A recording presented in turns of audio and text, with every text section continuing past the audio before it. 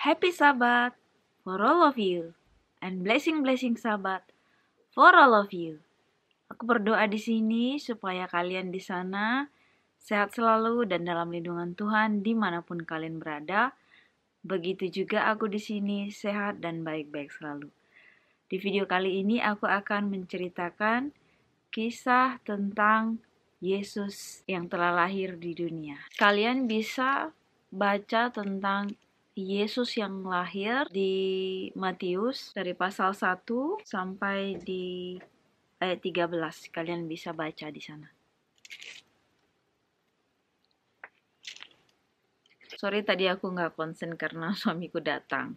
Jadi kisah tentang kelahiran Yesus Kristus kalian bisa baca di kitab Matius pasal ke-1, pasal kedua, dan di Lukas juga pasalnya yang pertama ya, yang 1 dan pasal kedua. Jadi aku di sini akan menceritakan secara singkat bagaimana kelahiran Tuhan Yesus ya. Jadi pada saat itu di sini dikatakan kalau kalian baca di Lukas 1 ayat 26, dalam bulan yang ke-6 Allah menyuruh malaikat Gabriel pergi ke sebuah kota di Galilea bernama Nazaret, dan Tuhan bilang sama malaikat ini namanya Gabriel, kamu pergilah ke Nazaret, ketemu dengan Maria. Dia adalah seorang perawan suci, tetapi dia sudah bertunangan dengan Yusuf. Kemudian dia bertemu dengan Maria dan Maria kaget, tetapi dia bilang di sini ya, aku baca ya dari Lukas pasal 1 ayatnya yang ke-28 sampai ayatnya yang ke-33. Ketika malaikat itu masuk ke rumah Maria, ia berkata, "Salam, hai engkau yang dikaruniai Tuhan menyertai engkau." Maria terkejut mendengar perkataan itu, lalu bertanya di dalam hatinya, "Apakah arti salam itu?" Kata malaikat itu kepadanya, "Jangan takut, hai Maria, sebab engkau beroleh kasih karunia di hadapan Allah. Sesungguhnya engkau akan mengandung dan akan melahirkan seorang anak laki-laki, dan hendaklah engkau menamai dia Yesus. Ia akan menjadi besar dan akan disebut Anak Allah yang Maha Tinggi, dan Tuhan Allah akan mengaruniakan kepadanya tahta Daud, bapa leluhurnya. Dan ia akan menjadi raja atas kaum keturunan Yakub sampai selama-lamanya, dan kerajaannya tidak akan berkesudahan." Kemudian si Maria bilang, "Bagaimana mungkin aku bisa mengandung sementara aku belum menikah atau belum bersetubuh dengan tunangannya Yusuf ya." Kemudian malaikat bilang di ayatnya yang ke-35 ya, jawab malaikat itu kepadanya, "Roh Kudus akan turun atasmu dan kuasa Allah yang Maha Tinggi akan menaungi engkau. Sebab itu anak yang akan kau lahirkan itu akan disebut Kudus, Anak Allah." Kemudian kalau dibaca di ayat selanjutnya ya, di 37 itu, sebab bagi Allah tidak ada yang mustahil. Lukas 1 ayat 35, kata Maria, "Sesungguhnya aku ini adalah hamba Tuhan, jadilah padaku menurut perkataan itu." Lalu malaikat itu meninggalkan dia. Jadi Maria ini adalah wanita yang kalau kita baca tentang Maria itu, siapa sih Ibu Yesus itu bagaimana? Pasti dia di situ akan dikatakan dia adalah perawan suci, dia adalah wanita baik-baik, dia adalah wanita yang penurut, melakukan firman Tuhan, atau yang ibaratnya tidak melenceng lah, wanita yang benar-benar baik di mata Tuhan, atau wanita yang spesial ya kita bilangnya. Kalau zaman sekarang kita bilang wanita yang alim, atau wanita yang hubungannya itu dengan Tuhan itu sangat dekat. Karena banyak orang sekarang kadang-kadang terlalu dibilang fanatik atau apakah, jadi dia kadang-kadang dia nggak bisa lihat ya benarnya ini gimana gitu, jadi dia kayak condong ke sini ke condong,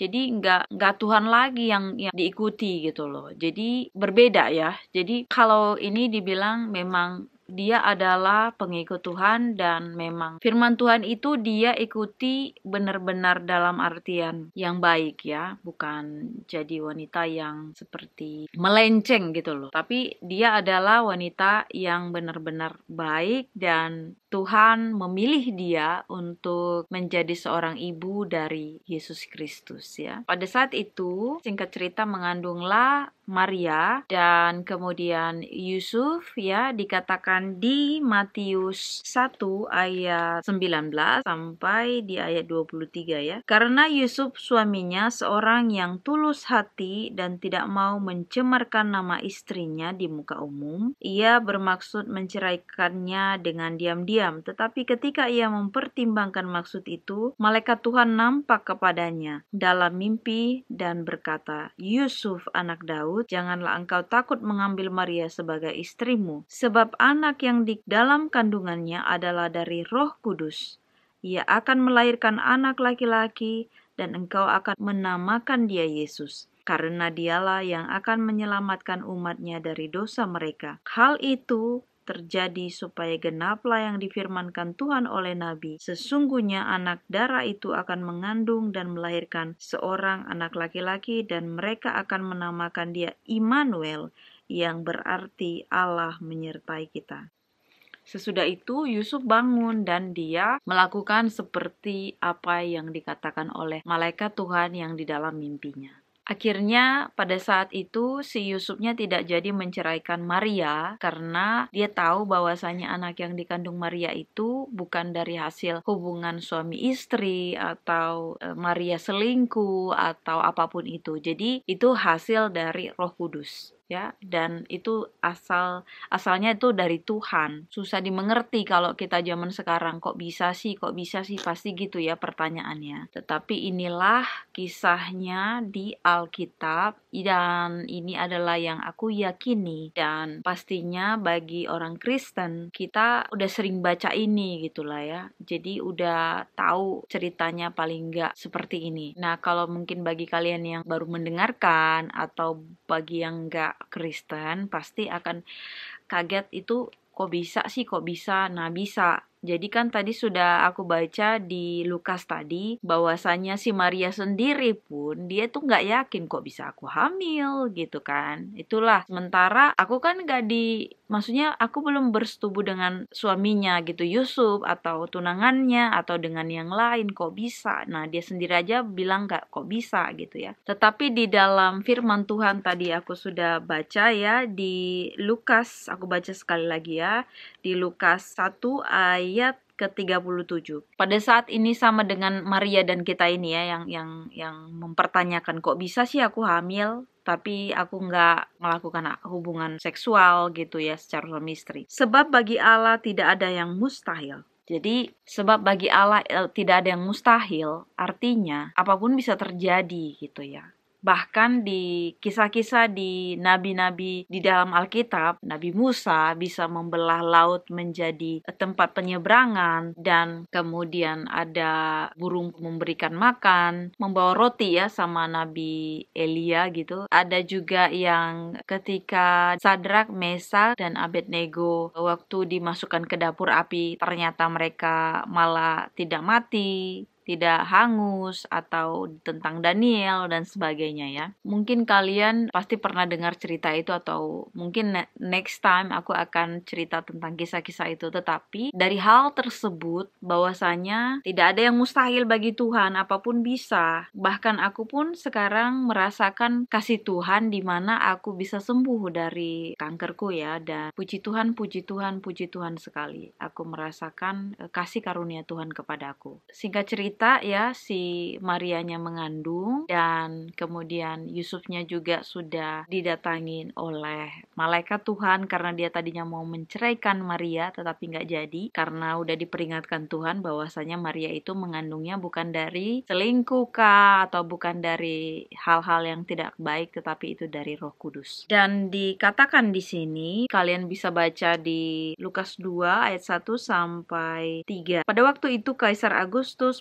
mengeluarkan suatu perintah menyuruh mendaftarkan semua orang di seluruh dunia. Inilah pendaftaran yang pertama kali diadakan sewaktu Kirenius menjadi wali negeri di Syria. Maka pergilah semua orang mendaftarkan diri masing-masing ke kotanya sendiri. Kemudian aku baca di ayat 4, demikian juga Yusuf pergi dari kota Nazaret ke Galilea, ke Yudea, ke kota Daud yang bernama Bethlehem, karena ia berasal dari keluarga dan keturunan Daud. Jadi dia pergilah si Yusufnya dengan Maria. Jadi di sini dikatakan Yusuf dan Maria pergi dari Nazaret di Galilea ke Yudea. Jadi pada saat itu kan mereka di sana sudah malam dan mereka mencari penginapan. Ternyata sangat padat ya, padat sekali. Jadi mereka nggak menemukan penginapan. Sementara saat itu Maria telah akan bersalin gitu. Jadi pada saat itu di situ ada kandang domba ya, dikatakan di situ ada kandang peternakan ya. Kemudian disitulah akhirnya Yesus dilahirkan, dan kemudian ada di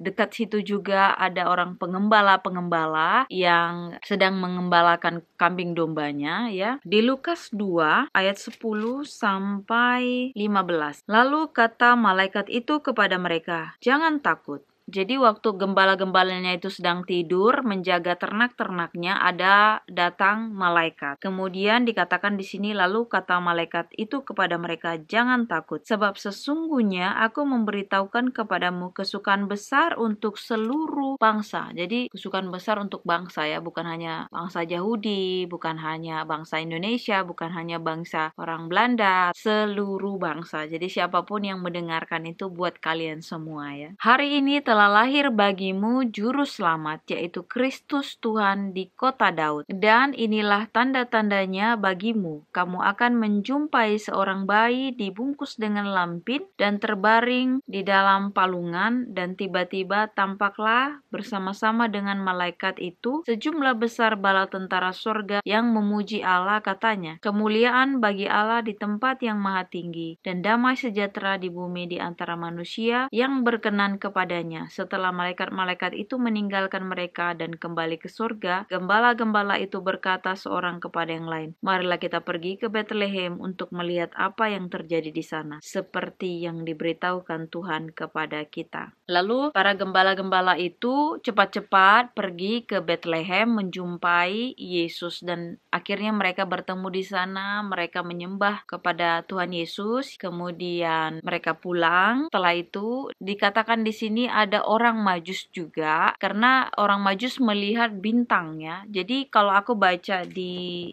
Google ya, dari internet, dikatakan di sini ya, orang Majus dari timur. Dalam tradisi Kristen, orang Majus atau orang bijak, juga raja-raja dari timur, sering dianggap sebagai orang dari kerajaan Media. Mungkin pendeta Zoroastrian atau mungkin juga magi bentuk plural dari magus yang mengenal astrologi dari Persia kuno. Jadi mereka itu, orang Majus itu orang-orang yang mengetahui tentang ya mungkin perbintangan dan sebagainya gitu. Akhirnya mereka melihat, wah itu ada Tuhan Yesus gitu lahir, kan mereka sudah tahu artinya itu apa ya. Kemudian pergilah mereka mengikuti bintang itu dan akhirnya bertemu dengan Yesus. Orang Majus itu membawa mur, kemenyan, dan emas. Kemudian mereka mempersembahkannya kepada Yesus dan mereka memuliakan nama Yesus. Jadi Herodes juga mendengar hal tersebut dan dia takut sekali kalau Yesus nanti akan merampas kerajaan dia ya. Jadi kayak dia nanti takut tersingkirkan, orang-orang artinya tidak takut sama dia lagi, jadi kayak ada saingan gitu. Jadi dia mengatakan kepada orang Majus untuk kalian coba cari informasinya, nanti kalau kalian sudah dapat, coba kalian beritahu ke aku, dan nanti aku akan mau pergi juga lihat Yesusnya, katanya, aku juga ikut mau nyembah gitu. Ternyata hal itu adalah bohong, karena dia ingin membunuh Yesus. Nah, akhirnya orang-orang Majus itu pada saat mereka tidur diinformasikanlah dari Tuhan ya pastinya ya, dan diingatkan sama Tuhan bahwasanya kalian tidak usah pergi lagi menjumpai Raja Herodes, tetapi kalian langsung pulang aja gitu. Jadi mereka mengambil jalan yang lain gitu, nggak jalan yang di situ lagi. Nah, akhirnya si Raja Herodes ini merasa dia dibohongi, akhirnya dia memerintahkan untuk setiap anak yang di Bethlehem berumur dari 2 tahun ke bawah itu dibunuh. Nah, pada saat itu Tuhan juga menyuruh Yusuf dan Maria untuk berangkat ke Mesir sampai si Herodesnya meninggal ya atau mati. Selama itu mereka di Mesir dan mereka akhirnya selamat. Jadi di sini ceritanya mungkin kesannya kayak, kalau mau dibilang itu kayak film ya, kayak bisa terbang atau bisa terjadi ini. Ya, memang seperti itulah Tuhan.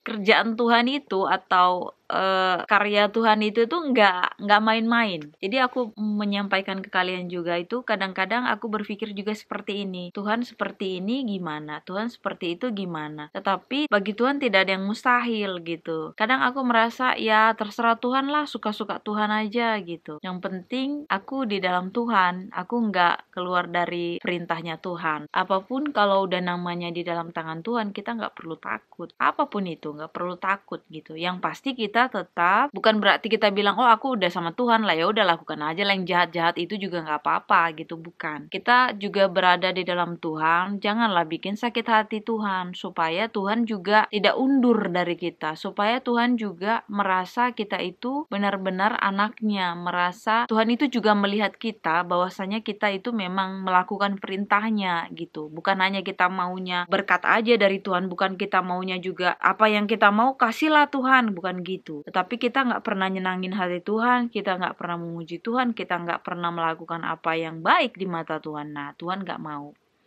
Lakukanlah perintah Tuhan. Lakukanlah apa yang kecintaan Tuhan. Maunya Tuhan itu apa sih di hidupku? Lakukan aja itu udah. Selama yang kamu lakukan yang baik, Tuhan itu akan lihat. Akan lihat dia. Tuhan gak pernah, bahkan kita pun melakukan kesalahan dan kita menyesali, dia akan tampung air mata kita itu. Jadi setiap apapun, tidak usah kita merasa gak layak. Tidak usah kita merasa, aduh ini gimana ya gitu ya, banyak dosa dan sebagainya. Gak usah. Aku juga orang gak sempurna dan banyak dosa. Tetapi di sini dikatakan bahwasanya di Yohanes 3 ayat 16, karena begitu besar kasih Allah akan dunia ini sehingga ia mengaruniakan anaknya yang tunggal supaya setiap orang yang percaya kepadanya tidak binasa melainkan beroleh hidup yang kekal. Jadi karena cintanya Tuhan ya kepada kita yang orang-orang di dunia ini yang dia ciptakan, dia rela untuk menjadi manusia. Kadang ada pertanyaan juga, kok Tuhan jadi manusia sih? Iya, karena kalau Tuhan langsung datang gitu, kita nggak sanggup, kita nggak bisa. Kan kalian juga pasti sedang malaikat aja datang sinarnya terang benderang, kita baca aja, orang aja kaget gitu, dan dalam artian nggak sanggup gitu. Bahkan Musa pun waktu bertemu Tuhan aja dia menutupi wajahnya ya, saking terangnya gitu. Jadi Tuhan datang ke dunia menjelma menjadi manusia, artinya maksudnya dia menjadi manusia supaya dia bisa merasakan yang kita rasakan, supaya kita bisa, kalau nggak bisa kita lama-lama gitu. Misalnya waktu itu zaman itu pasti manusia nggak akan bisa menatap atau melihat Tuhan Yesus ya. Makanya di sini Tuhan datang ke dunia itu, dia menjadi manusia, artinya supaya kita itu bisa langsung, kalau pada saat itu kita ya ada di situ, kita bisa lihat dia langsung. Kalau Tuhannya benar-benar langsung datang pada saat itu, nggak sanggup kita. Sinar kemuliaannya itu aja udah, kita itu ibaratnya udah nggak bisa gitu, nggak layak lah ya. Jadi kalau ada pertanyaan gini, ya terus terang kalau Tuhannya langsung datang kayak gitu, kita nggak sanggup. Kita orang berdosa terus tiba-tiba sinar aja. Ya kecuali memang kita terpilih dan memang kita dilayakkan, baru kita sanggup gitu ya. Jadi kalau misalnya untuk sekarang itu aku sampaikan ke kalian bahwasanya sedikit cerita tentang Tuhan, begitulah kisahnya. Aku senang sekali kalau untuk menceritakan tentang ini karena oleh karena kasih Tuhan dia datang ke dunia ini sehingga kita itu benar-benar dihapus dosa kita, benar-benar dilayakkan kita untuk datang ke hadiratnya yang suci. Jadi aku akan nyanyi Malam Kudus dari lagu Sio nomor 235 ya.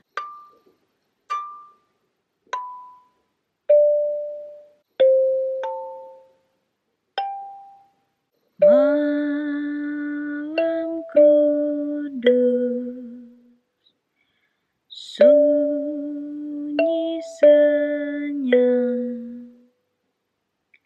siapa yang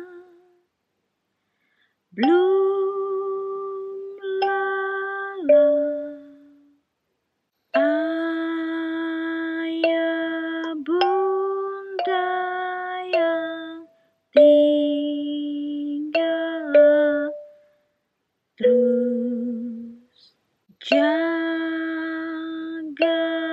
anak yang maha kudus.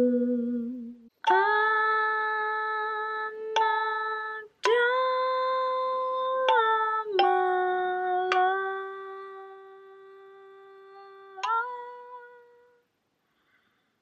anak di dalam malam.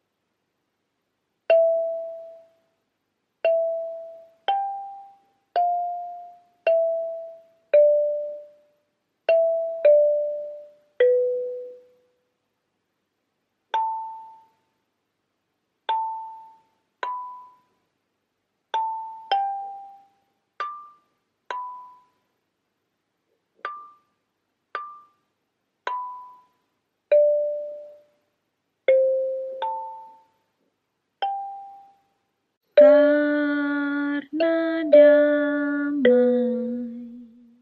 amat besar, patutlah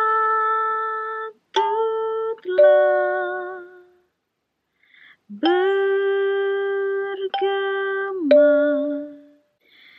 bagi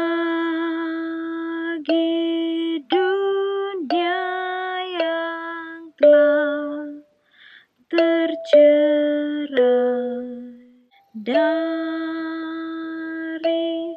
Adibri Al-Masih. Jadi bongkarlah,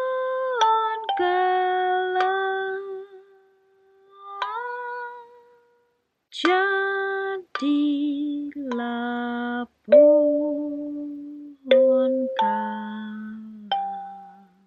Jadi itulah tadi kisah tentang kelahiran Tuhan Yesus. Semoga kalian yang mendengarkan dan yang menonton kisah tentang Yesus ini diberkati dan semakin mengerti bagaimana Tuhan mau menjadi manusia karena Dia ingin menyelamatkan kita dan Dia merelahkan dirinya untuk menjadi manusia sama seperti kita, bagaimana merasakan menjadi manusia itu. Dan satu hal, Tuhan juga lahirnya di kandang domba, bukan ibaratnya bukan di tempat yang mewah atau apa. Jadi Dia itu benar-benar Tuhan bagi siapa saja. Artinya juga Dia menonjolkan bahwa seorang yang rendah hati, dan sebenarnya bisa aja Tuhan membuat Yesusnya lahir di suatu kerajaan atau di tempat yang bersih, yang terhormat dan sebagainya, tetapi Tuhan memilih di kandang domba itu dalam artian contoh yang artinya kita itu nggak perlu malu menjadi orang yang katakanlah miskin atau nggak punya, tetapi kita harus menjadi pribadi yang baik, menjadi pribadi yang kaya, bukan kadang-kadang orang kaya tapi mentalnya mental miskin, atau sebaliknya ya, dia mungkin orang miskin atau nggak punya tetapi dia mempunyai mental yang kaya, yang baik, dan Tuhan menyukai seperti itu ya. Di sini kita banyak belajar dan aku juga banyak belajar di sini, dan biarlah kisah dari